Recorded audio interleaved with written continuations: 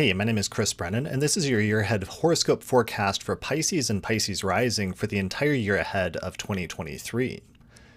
All right, so let's jump right into it. So here's the planetary movements calendar that shows where the planets will start at the beginning of the year and how far through the signs of the zodiac they'll get by the end of the year.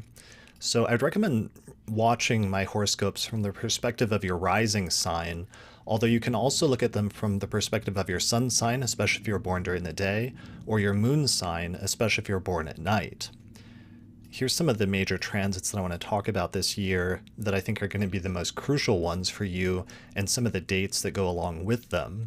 So the first one I want to discuss is the Mars retrograde period in Gemini, which is going to be finishing up during the course of the first 4 months of the year in your fourth house of your home, your living situation, private life, and your family, or in particular your parents.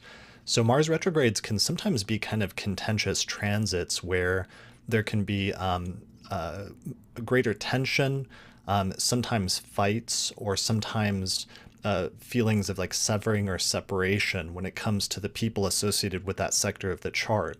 So this may be a contentious period, for example, with your parents, or some sort of tensions in terms of your home and your living situation. Now, most of this transit has taken place actually in the second half of 2022, starting way back in August when Mars first went into that sign. But there was a period of intensification when Mars slowed down and stationed retrograde on October 30th, where it probably got the most intense. And then what's going to happen in 2023 is that Mars is going to station direct on January 12th and start moving forward again. And then the entire transit is going to be over on March 25th when Mars officially departs from Gemini and leaves your fourth house entirely. So we're kind of this probably isn't necessarily something new, but instead it's just wrapping up the threads from a sequence of events that were already taking place in the later part of 2022 as we head into the first 3 months of 2023. So moving on, the next transit I wanted to talk about is that Saturn is departing from Aquarius and it's actually moving into Pisces, and so into your first house of mind, body, self, and physical appearance. So a Saturn transit through the first house can be kind of a heavy time where things become a little bit more serious, where you and your personality become more serious, where your thoughts are sort of drawn to more serious or even contemplative things. Sometimes this can be a period where you need to focus more on your health and taking care of yourself and doing whatever it takes to sort of slow down and take care of yourself and maintain good physical as well as mental health. Saturn transits can sometimes make you feel like you're getting older and you're feeling the effects of age. Sometimes people can feel a little bit lethargic. But ultimately, whatever difficulties or setbacks or surmountable difficulties that come up, many of them hopefully will be things that make you stronger in the long term and give you a stronger and more solid foundation to work from in terms of both your physical and mental health in the future. So this transit's going to start in March of 2023, and it's actually going to last for about 3 years, all the way until 2026. So pay attention to any changes that start to take place from March forward, because even if they seem relatively minor at the start, they may turn into much more long-term or much more significant threads that will grow and develop over the course of the next few years. See, moving into the next transit, the planet Pluto is going to dip into Aquarius for just a few months this year, which is your 12th house.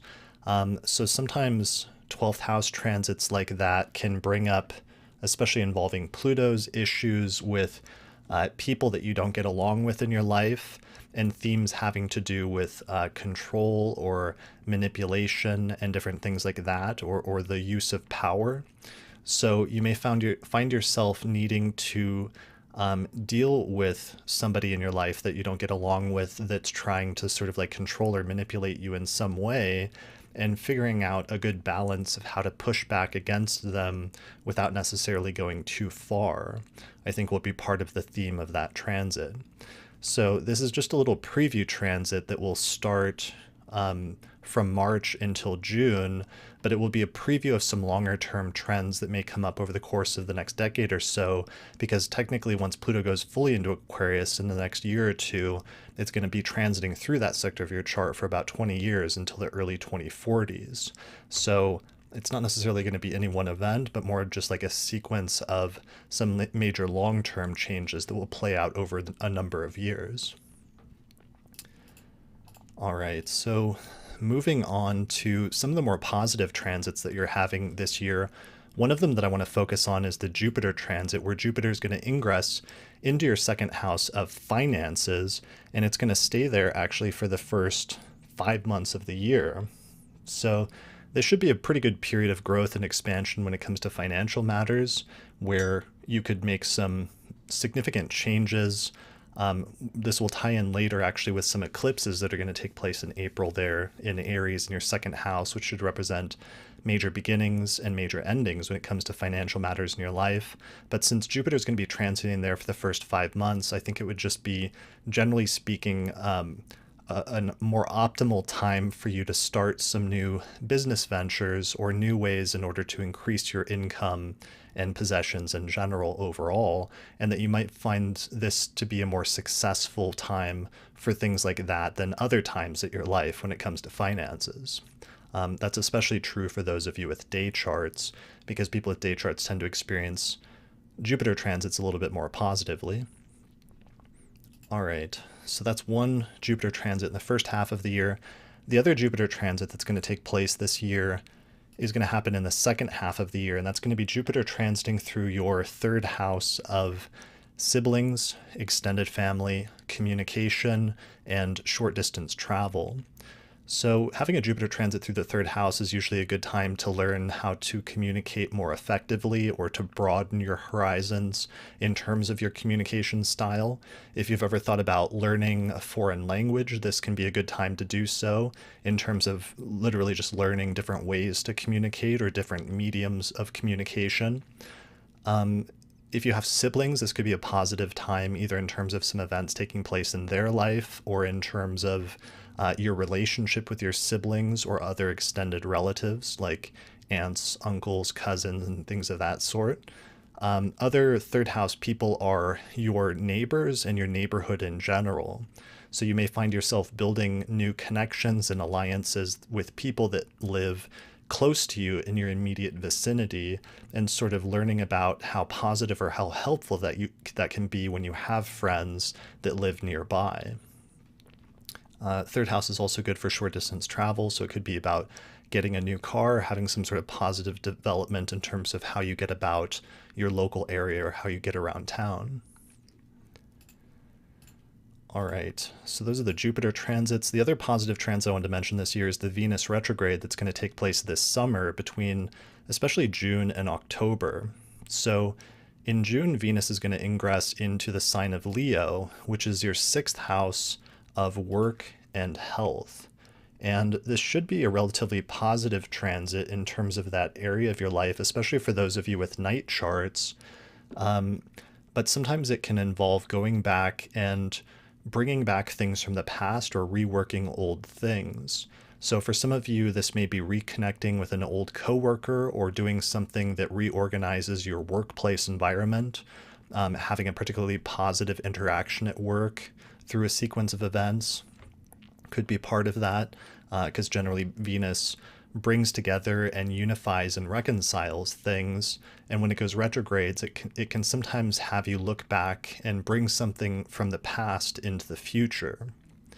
Another area that this might affect is health matters, but probably in a positive way. If there's something that you've been having some health issues with, this could be a good time to go back and revise or look at all of the different health routines that you're doing and seeing if there's a way to improve it in some way or to make healthy steps forward in terms of just reconfiguring some of your routines in a way that's beneficial for you and in a way that's going to help you to maintain overall health in the long term.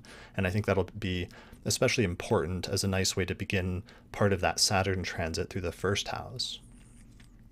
So the Venus retrograde, as I said, it begins in June, but it's really going to intensify July 22nd, when Venus slows down and stations retrograde, and then eventually it will station direct on September 3rd, and Venus will depart from Leo and move out of your 6th house in early October. All right, the last major transits I want to talk about are the eclipses that are taking place this year, where we're having a shift of the eclipses, which were taking place in the Scorpio-Taurus axis, are going to start moving into the Aries-Libra axis. So it's moving from essentially your learning and communication axis and houses of your chart into the financial sector of your chart. So the keywords for that is major beginnings and major endings when it comes to those two areas, essentially.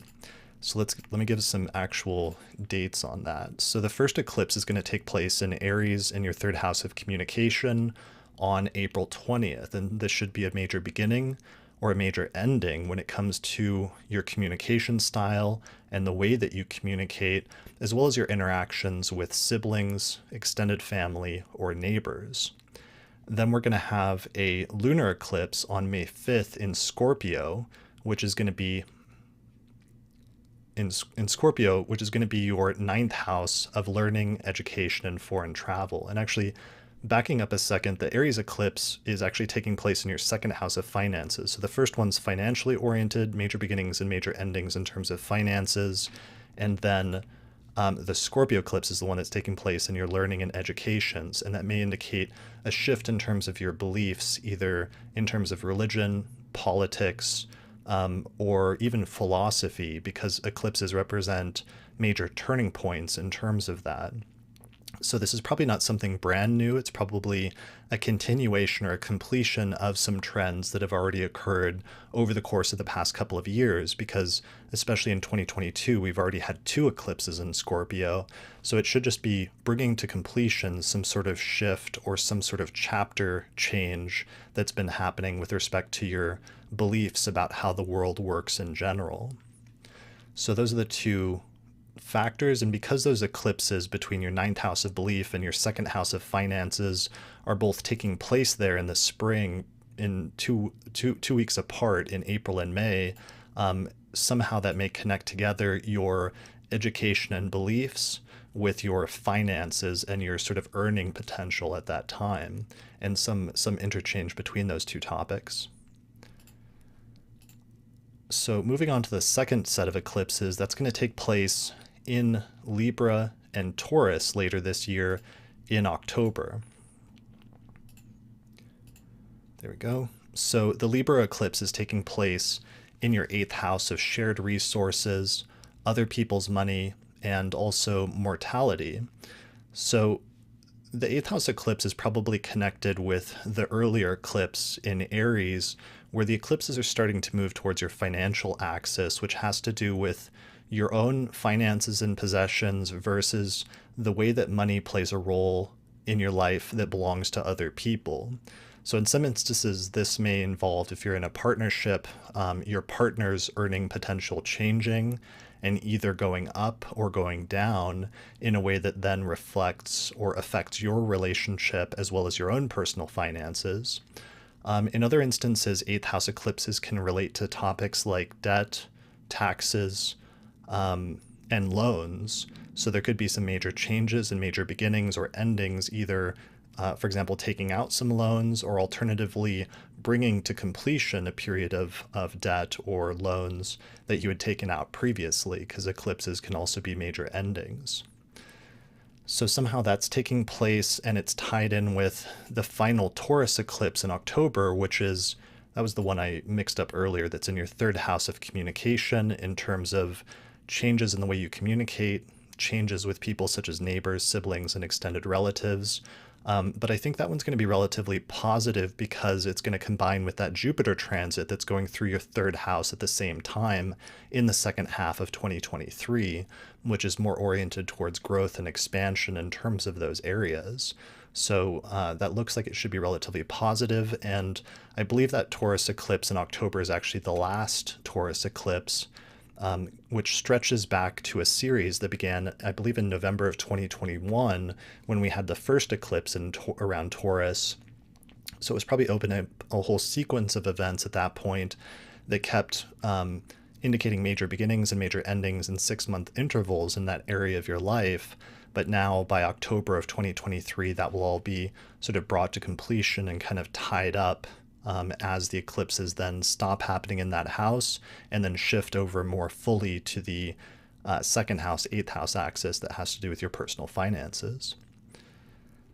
So that was the last major transit that I wanted to mention here for 2023. So to summarize some of the main topics that you're going to be dealing with this year, the primary keywords are home and parents because of that Mars retrograde in your 4th house, health matters because of the Saturn transit through your 1st house, finances due to the Aries eclipse in your 2nd house, as well as the Libra eclipse in your 8th house, communication due to the Jupiter transit in your 2nd, as well as the Taurus eclipse there in the 3rd, and finally work and improving health matters in general due to the Venus retrograde in Leo in your 6th house.